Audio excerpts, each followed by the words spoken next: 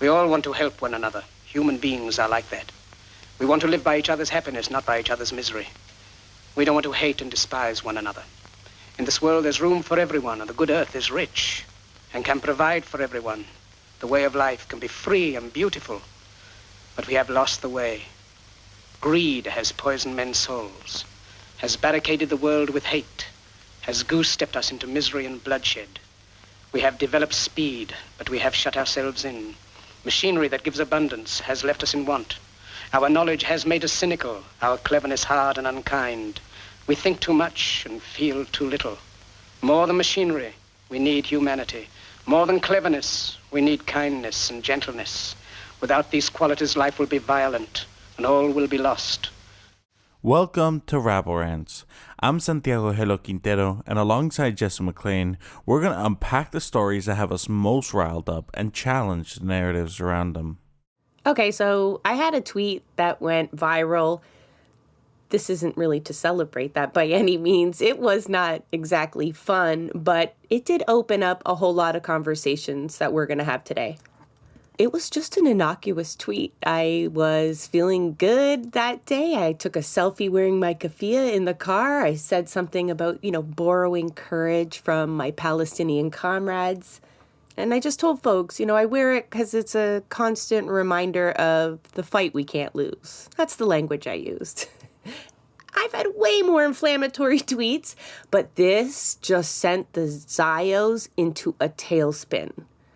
One of the interesting, and that's expected, I suppose. I don't think people quite understand the vitriol and just the level of racism and misogyny that's involved with, their response to all of this.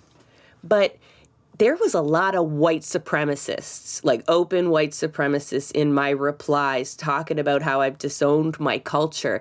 And I just thought it was demonstrative to see these two seemingly unrelated ideologies, but they are, come together and kind of agree on their anti-Arab racism. That's really where they're uniting right now. And that just kind of became plain as day as I was going through trying to block folks as quickly as possible, right? Because it's just got ugly. But, they all had flags in their bio. The Zio flags make them easy, right? I know exactly. Boom, boom, boom, boom, boom, boom, boom.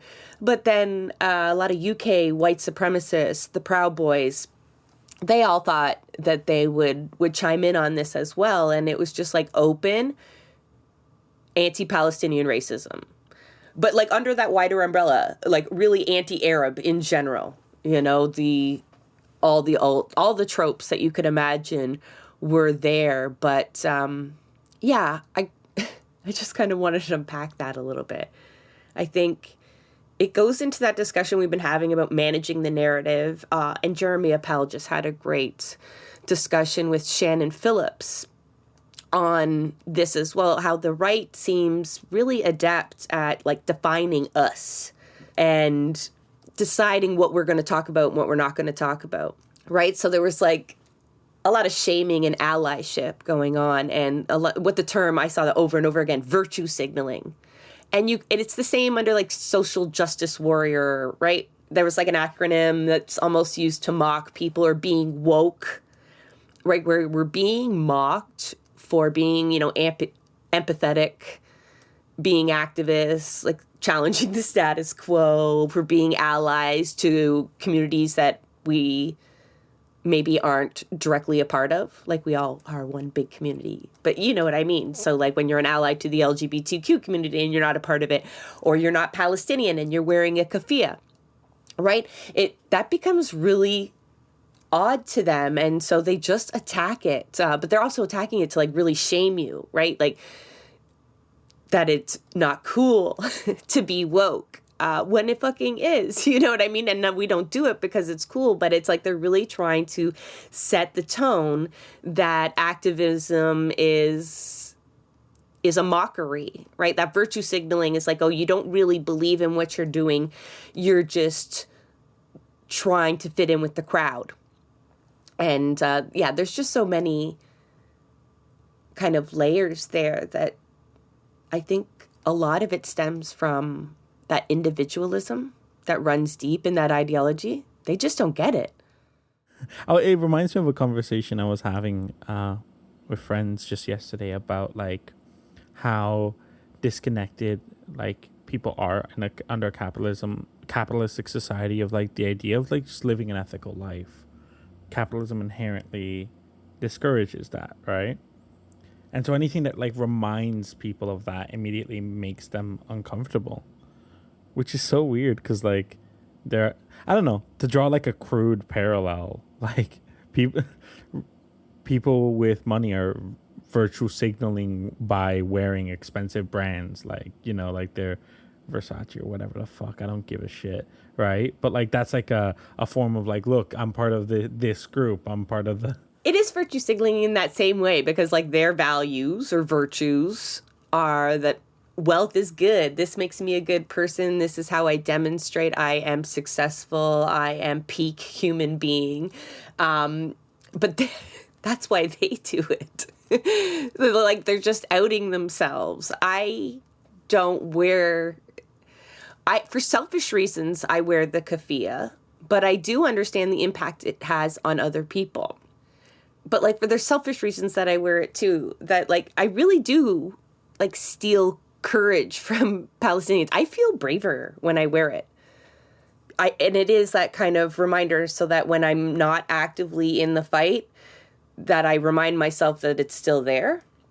And it's my way of kind of being in the fight when I'm not in the fight, because I do understand that like Zionists will see me and it will bug them.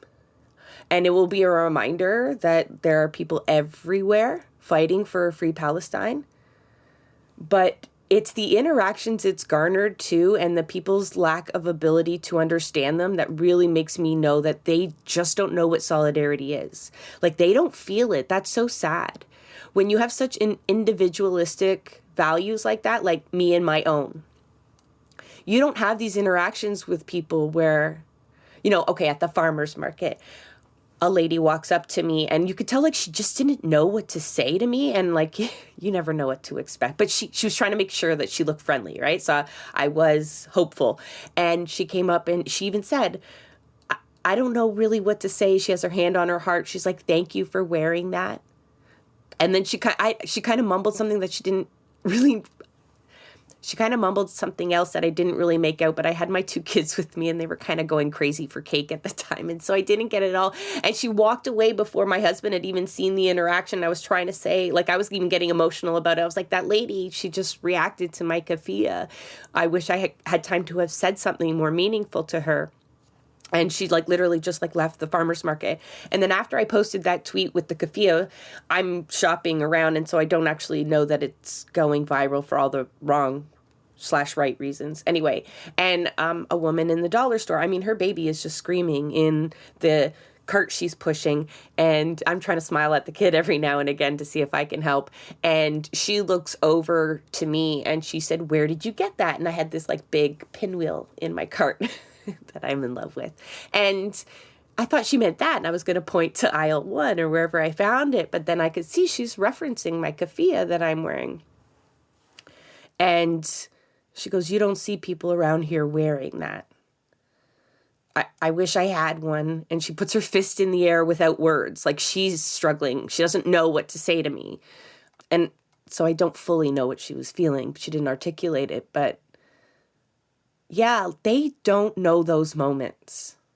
Those moments don't mean anything. It's not the same as like honking your horn at someone else flying a fuck Trudeau flag. It does not feel the same. It does not feel the same. You and I are not the same. You know, like they don't, that is virtue signaling, but not in a nice way, you know? And I feel like this, it really just articulates what is wrong with the right wing, you know? And you made that point that capitalism kind of forces this on people. It reinforces, rather, the idea that first you take care of yourself, that you're the most important thing, that society is nothing. That's a famous quote. Or society doesn't exist is a famous quote by Margaret Thatcher.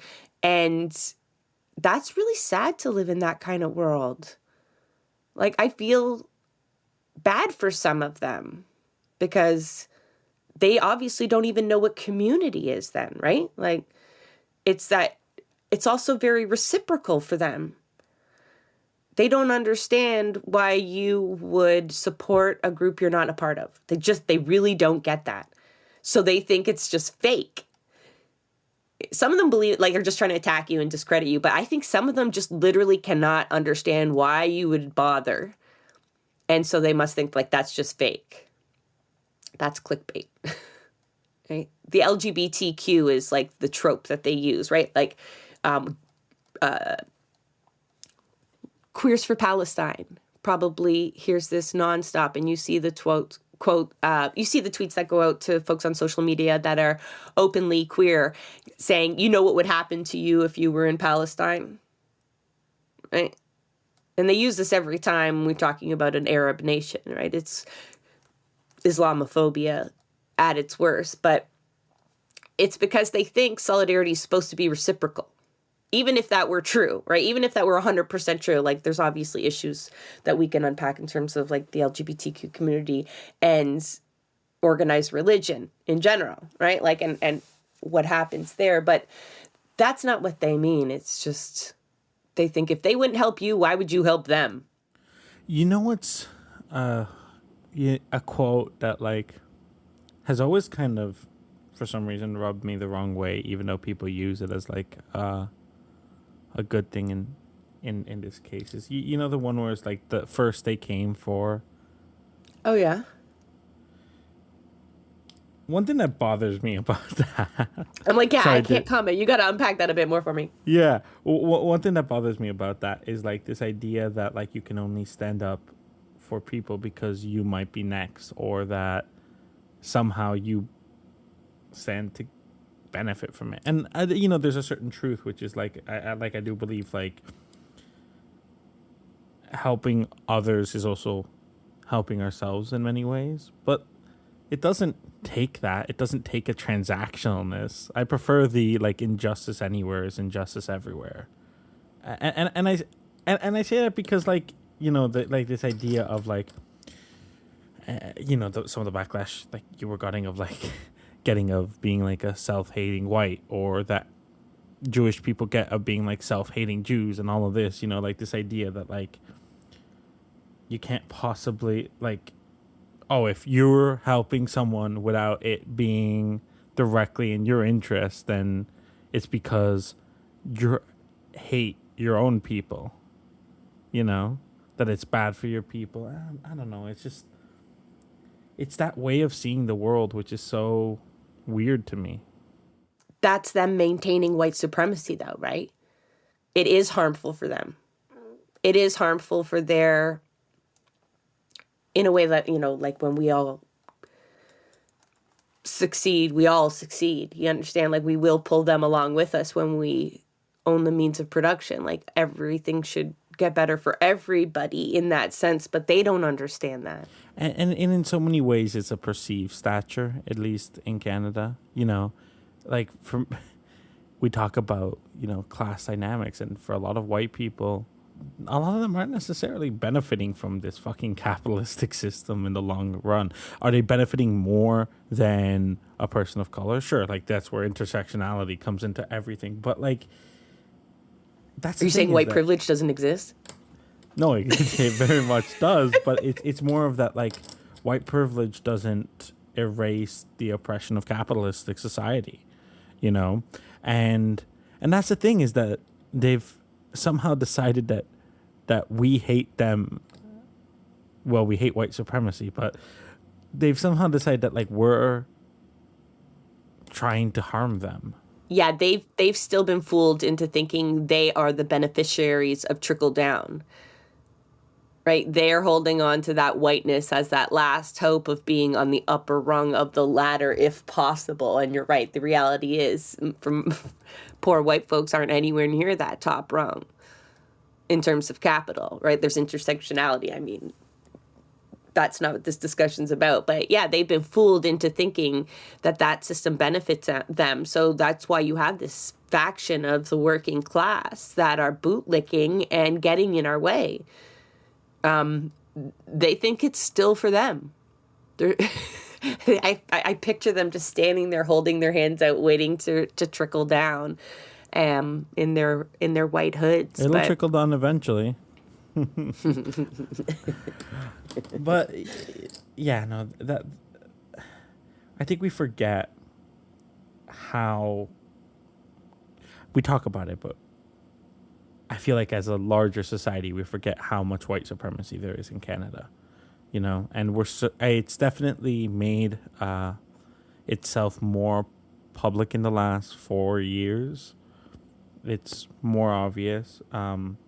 But it's also disguised in many ways, right? A lot of people hate immigrants, but they'll convince themselves it's not because they're brown, or it's because they're not from here and therefore are taking things, like they're making everything worse for everyone, right? They'll convince themselves, they create these narratives that it's not racism, that they're not racist, they're just looking out for the people in Canada, and then that's just creating a worse society. But it's also not that. That's what they convince themselves, but it goes so far beyond that. Like, I saw a recent example, right now we got the Copa America going on, and Team Canada was played the first game against Argentina, and I saw this post online about someone took like a picture of Team Canada from like the early 2000s and then compared it to a picture of the current Team Canada, which is primarily black, and the old team was entirely white. And they were saying about how few countries are undergoing population replacement as rapidly as Canada. Population replacement. Could you be more racist? Is it possible for you to refer to other people as not a population? Like, literally, you just called them not people, right? Population replacement means the things coming in aren't people. They aren't populating by definition. You fucking mean white. It's so explicit. And, like, in this case, like, this is the best Team Canada we've ever had. There's no, like, oh, this is worse because, no, like, this is the best Team Canada has ever been. And you're mad because they're not white. Well, that's the thing about othering. Most of the time it takes the form of racism. There's a lot of precedent and, imagery and ideology been set that makes it easier to just like point at other people. But it's best demonstrated by a circle that is all the stuff, all the resources that are available to us, like Hunger Games is what's in the middle, the cornucopia. And you're the people inside the circle. And anybody trying to get that stuff from you that you need is going to be othered. And in any way possible. Right? So racism's already there. We find new ways sometimes to call people other and not worthy, less worthy. But it's always a matter of having the masses fight over resources that should be aplenty. And then they have to justify it. So I hear like these conspiracy theories about coaches preferring to pick black players because it's good for diversity, right? That's what they say. And it's like, did you watch the days when Canada would lose against small Caribbean islands? Like, you somehow like completely convince yourself that this is just, there's all of these good white players waiting who aren't getting opportunities, but we've never seen that before. So this is the schmuck who thought he was prime rib during high school football and didn't make any further. It's white athletes that, are just straight up jealous that, and they need that they're not there. That they're not a pro, and they're blaming people that don't look like them. It's just, and it's so inherent. You know what's concerning? Do you know how many likes that tweet got? No. 15,000. I'm gonna tell myself they're all bots, but I know that's not true. Like that's the thing for me, right, is it's not that hidden. It's right there. And there's a lot of people who feel that same way. And they'll be a lot more comfortable watching their hockey and this idea of a national Canadian team being represented not by white people just creates anger. Now, Alistair Johnston, shout out to Alistair Johnston real quick. Celtic player, shout out to Celtic. Sorry, Jessa. Got to give respect to the Socialists team. He had a great response about, and luckily, so he talked about, what if I told you that myself and the other two white players pictured here are sons of immigrants as well? This is Canada. Our strength is in our diversity, and that's what makes our country so special, not tragic. And that got 129,000 likes. So, it's not all bad. And can I unpack the word diversity for a second? I think I've maybe mentioned it on the show once, but I mean, we have like 200 episodes or something now, so you might not have heard it. But this shit about being multicultural is racist as fuck. We are not multicultural any more than your own household is multicultural. You mean we all have different shades of skin? Is that what you mean? There's a bunch of people in this country and you're all different shades from white to black to brown, like that? Then say that. Just say that, because to base culture on a very specific definition here, or our differences that are defined mostly by bigots, right? So if you're diverse, that means you let the queers in, you let colored people in, you know what I mean? Like, you are diverse. That's not what diversity means. Like, culture, when you think of your culture, by defining it around whiteness, that's maintaining white supremacy. Culture is so much deeper than that. It's about language, it's about food, it's about interests. I would bet many teenagers especially don't feel they're the same culture as their parents. Generational culture is a thing.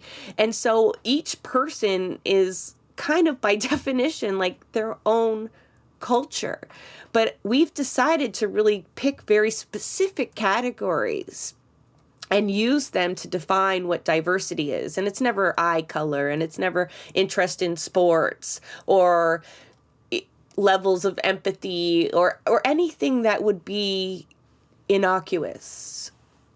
It's always things that will be easily pitted or against one another, or moral panic created around.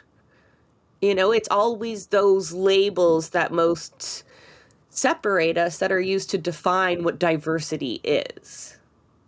And so that's not to say, like, if you get a group of white people, like, you're good, we're already diverse. That's not what I mean. It's by saying that Canada is multicultural, it's this painted meaning as well, right? It means like, oh, we're totally accepting and blah, blah, blah. Like, we unpack that all the time. But just, I think even leftists would try to say, oh, no, like, we are, even that statement that it's our diversity that gives us strength.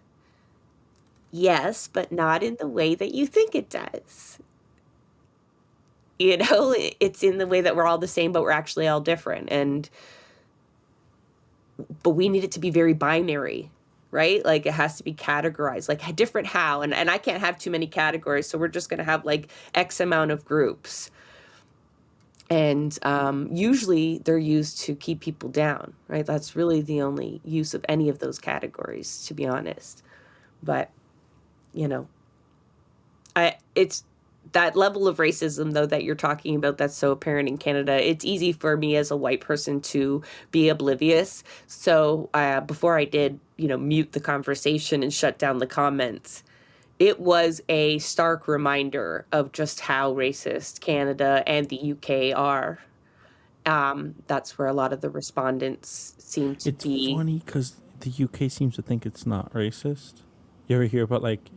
So do we. But they say stuff like the UK is the least racist country in the world. Who says that? people in the UK. It's like a Oh, well, thing that yeah. and they're like, yeah, it's White been people proven. in the UK. Yeah. No, like they really believe that they're not a racist country. It's funny. That is troubling. But that's nation building for you.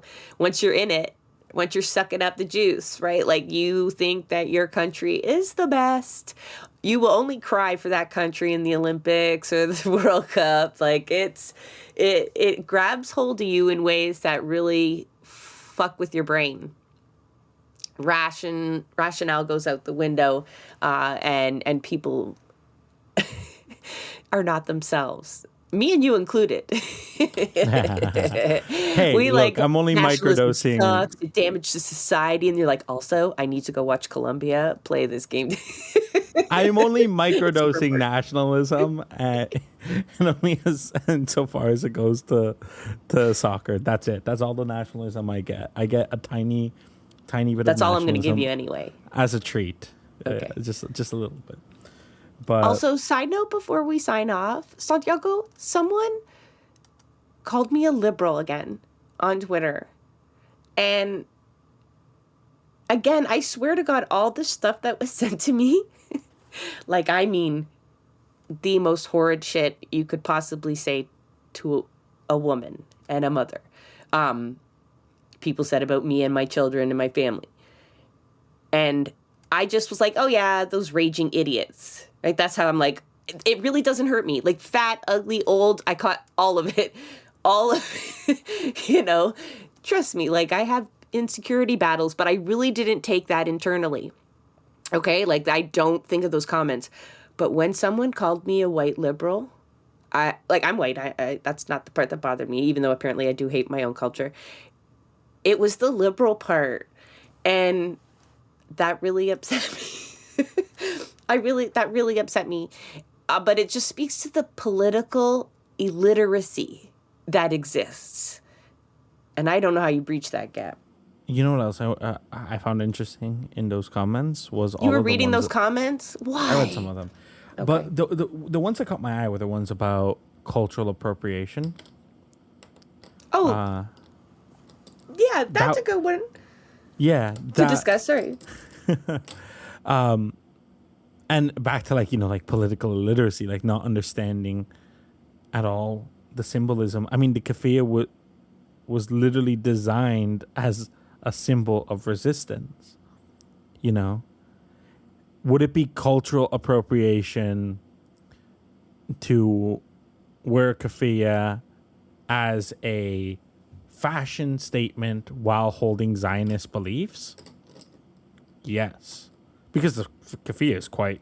Oh, that makes me mad even thinking about that. But Yeah, because the keffiyeh is quite fashionable. I could see a world where something like that could happen. But we're talking about, like, how many episodes have we done on Palestine here? you know what's going to happen? They're not going to be able to put the keffiyeh down at all, right? Because the more that they do this, the more I now wear it literally everywhere, right? Like literally, my mom's like, "Why do you have that on again?" And I'm like, "Shut up." But you know what's going to happen? They're just going to fucking appropriate it. That's what's going to happen. Israel's going to be like, that's always been a pattern for Israeli tribes here in the we region. We invented a keffiyeh. Yeah, that in our hummus, all Israeli. But yeah, I'll be honest though, I've been involved with Palestinian solidarity actions and work over the years. I never owned a keffiyeh until now. And it's because, well, two reasons. I guess there was a part of it was like, am I allowed to wear that? Like I had seen white comrades wearing it, but I always, then that leads to part two. It was like, maybe I hadn't done enough to earn it. Yeah, full disclosure, I don't think I'll ever feel like I've done enough to earn a keffiyeh, but I got permission to wear one. Not like personal permission. I listened to like Palestinian comrades that are in the fight, and they asked us to wear our keffiyeh everywhere. They gave us clear reasons why it was important for them for us to show our solidarity in that way. And that's all I needed. That's all I needed. If there's a tiniest way of wearing a scarf around my little town is in part answering the call, of course I'm going to do that. Like, of course, that's just such a small part to play. But yeah, people are also like, oh, you have the wrong color on. I was like, I am not wasting my energy explaining the Palestinian resistance to these people. So I don't think I really responded to that until like a few days later. Someone just kept chirping at me and I was like, you're an idiot. You're an idiot. For those that don't know, I mean, Google is out there, but it's just like with these bots, especially, even real people do it, but they're just parrots, right? They hear someone make a claim. Like all it took was one person saying, oh, that's just the red keffiyeh is just associated with Jordan. She doesn't even know what she's talking about. And so they will just repeat this line without looking it up, without trying to understand if they're actually repeating fact or fiction. And I catch my family doing that once in a while. I know that's a human trait, but like not for an autistic person. I'm sorry. Like we want to know more. We want to make sure that that's not bullshit. Like, I don't know. Like I wouldn't think of repeating a line that I hadn't looked up. I mean, I'm sure I've been caught doing it. No, but the irony is people were including links to, and the links disprove them if they had bothered to read them. Oh, I didn't go that far. Oh, yeah, it was block. because the red keffiyeh has always been associated with like leftist movements in Palestine, right? Like it'll say like the red keffiyeh is associated with Jordan and leftist movements in Palestine, and it's like if you had read that, maybe you would have understood. Like they were fact checking themselves and they didn't even know it. Well, that's fun because then you get to like tell them both, like, guess what? Not only am I an anti-Zionist, but I'm a commie, and they're like, ah, and they go running for the hills. But yeah, one of the episodes we did with Mohammed, I think, explains that the Palestinian resistance isn't just Hamas. And so when you get into this Hamas lovers, or people refusing to condemn, it's like really fucking complicated too, because you do have the time to get into the conversation that isn't the be all end all of Palestinian resistance. Forget the fact that like it's not our place to start questioning resistance movements, tactics, and values like from here. But it's this belief that there isn't an intricacy involved, right? That all indigenous people are just one nation, right? We have that mentality here that there's no diversity because they're all Palestinians and that's the category we've picked. And so that means they're all Muslim and they're all, believe that Hamas and their approach is the answer, right? And so it's like these people are just refusing to uncomplicate it for themselves, right? They're just, I don't know, stuck. It's sad. Such a large portion of the population to like hold these values, right? I know it's bots and it's like a lot of people are driving up the algorithm, but there's polls out there. You see it. Everyone that's ever been on here has provided anecdotes to it, that it's just like that racism and that hatred of the other is really deep in a lot of people. And if we don't figure out how to diffuse that, I mean, there's a few people we can't bring along, right? You can't bring along everyone. I know that's ideal. And like, but that's a large chunk. It's not going to work if we can't stamp that shit out. I unfortunately don't have the answer.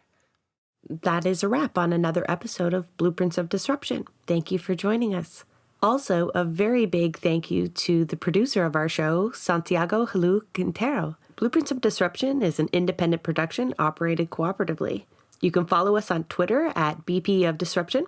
If you'd like to help us continue disrupting the status quo, please share our content, and if you have the means, consider becoming a patron. Not only does our support come from the progressive community, so does our content. So reach out to us and let us know what or who we should be amplifying. So until next time, keep disrupting.